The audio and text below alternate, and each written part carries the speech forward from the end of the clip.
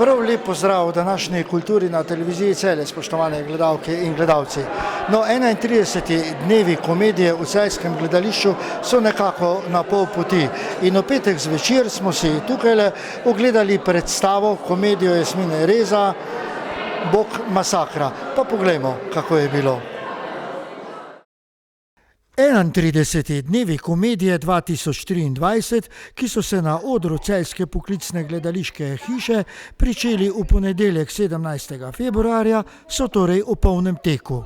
V tekmovalnem programu smo spremljali 5 predstav z odličnim odzivom občinstva, kar je do sedaj sicer najbolj opazna značilnost letošnjega festivala.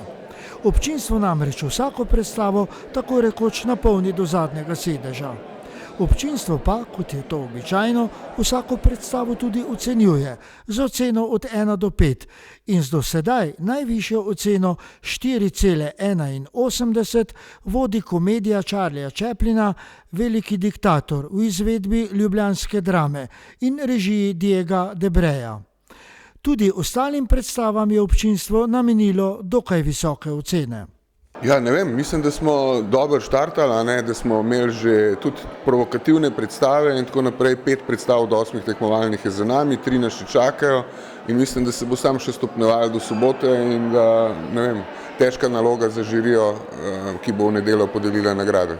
Z našo kamero smo letošnje dneve komedije v celjskem gledališču ponovno obiskali ob vstopu v drugo polovico tekmovalnega programa, v petek 3. marca, ko smo, ob seveda ponovno polnoštevilni zasedenosti gledališča, spremljali predstavo Mestnega gledališča ljubljanskega s črno komedijo Jasmine Reza Bog masakra v režiji Diege Debreja. V predstavi se srečata 2 zakonska para, katerih 11-letna sinova sta se na otroškem igrišču stepla. In ker je eden od njiju zaradi udarca s palico izgubil 2 zoba, se njuni starši dogovorijo za srečanje z namenom, da se pogovorijo o nesrečnem incidentu.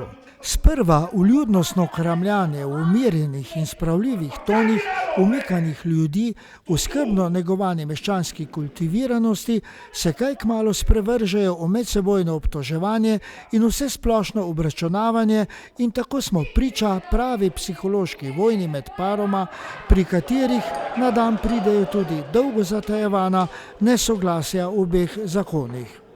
V predstavi nastopajo Jana Zupančič, Uroš Smolej, Iva Krajnc-Bagola in Sebastian Kavaca.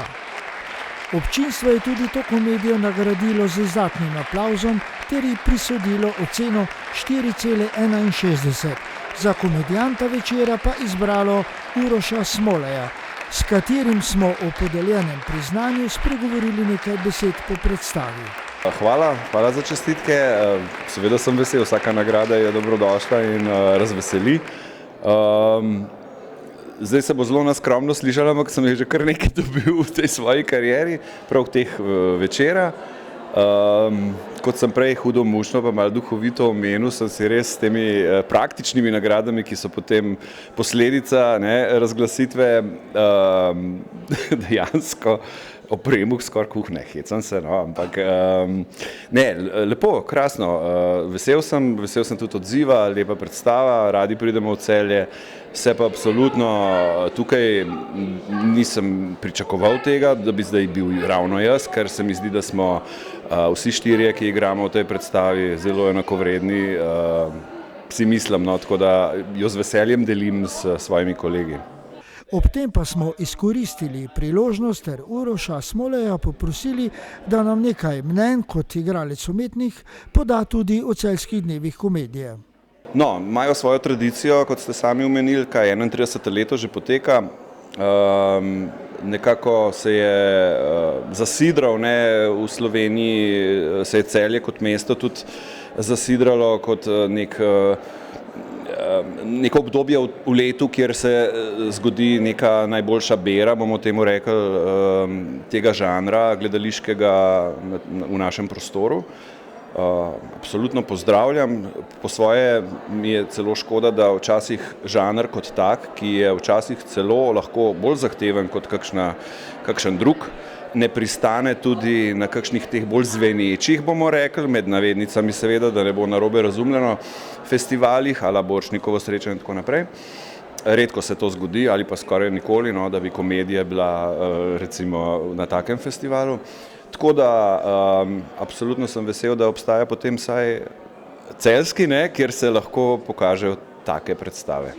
Nekaj odzivov na odigrano predstavo Bog masakra pa smo poiskali tudi med naključnimi obiskovalci. Odlična predstava je bila z odličnimi nastopajoči. Ja, bila je dobro odigrana. Vsak je imel zelo dobro vlogo, zelo dobro so jo odigrali, vsak po svoje. Ocena 4,5. Meni moram reči, da je bila všeč, zato ker je bila res komedija, ker prevečkrat sem že gledala na teh dnevih komedije kakšne zadeve, ki se mi sploh niso zdele komedija. To je bilo pa prijetno. Upam, da ne zato, ker sem sebe našla v njej. Današnji večer je bil zelo zanimiv. Meni je bila predstava neizmerno všeč, uživala sem v sami zgodbi, uživala sem v igri. Name vedno naredi Sebastian Kavaca poseben vtis, seveda pa tudi ostali igralci. Čestitam dobitniku oziroma komedijantov večera, gospodu Urošu. Skratka, predstava je bila zelo aktualna, navdušujoča in sem neizmerno uživala. Med rednimi gosti dnevov komedije je tudi naš novi župan Matija Kovač.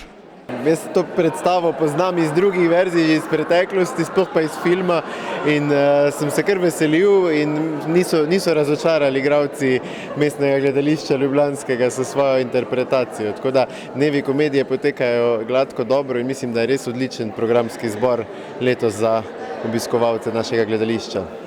Z našimi sogovorniki pa smo se pogovarjali tudi o samem festivalu, kako ga spremljajo in ocenjujejo. Ja, super, ja. Take stvari morajo ostati v Celju, ja. Do zdaj vse predstave, ko smo si ogledali, je bila vsaka vrhunska po svoje. Meni osebno Niga čez zrneca, ta je zmagovalna, odlično odigrana, pač vrhunsko, res vrhunsko. Drugače pa vsaka po svoje, no, nimam kaj reči, tako pa dal vsak po posebej. Sicer pa glede na obisk, jasno, da je zelo zaželeno takšne, da je čim več takšnih predstav. Jaz sem neizmerno vesela, da se je toliko časa obdržal ta festival v Celju. Jaz mislim, da je to velik napredek. Letos je seveda tudi novost, pogovor z igralci, kar mislim, da je neizmerno dobro, da lahko kdo kaj vpraša, dobiti te vtise. Letos se mi zdijo zelo dobra izbira predstav. Vesela sem, da se je toliko gledališč odzvalo, ker v preteklosti smo kar malo pogrešali ljubljansko dramo, in tudi Slovensko ljudsko gledališče ima v izboru odlično predstavo. Tako da hvala Celju. Jaz mislim, da je to ocena odlično, dvorane so polne, predstave so dobre, publika je zadovoljna, kaj si lahko želimo še več? S potekom letošnjih dnevov komedije so zadovoljni tudi organizatorji, še posebej, ker se je letošnja noviteta, razgovori z občinstvom po vsaki predstavi, očitno dobro prijela, saj se jih udeležuje in tudi aktivno sodeluje kar lepo število vsakokratnega občinstva. In kot ocenjuje upravnik gledališča, je festival v dobri kondiciji.